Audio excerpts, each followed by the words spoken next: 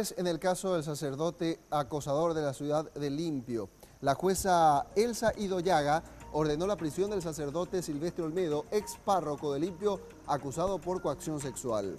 Olmedo se presentó para la audiencia de imposición de medidas y se abstuvo de declarar.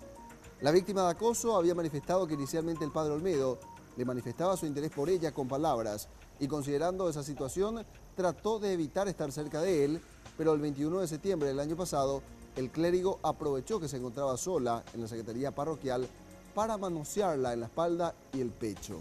El ex párroco fue imputado el 28 de diciembre último. En los próximos minutos, este párroco, Silvestre Olmedo, será trasladado a la cárcel de Tacumbú por disposición judicial.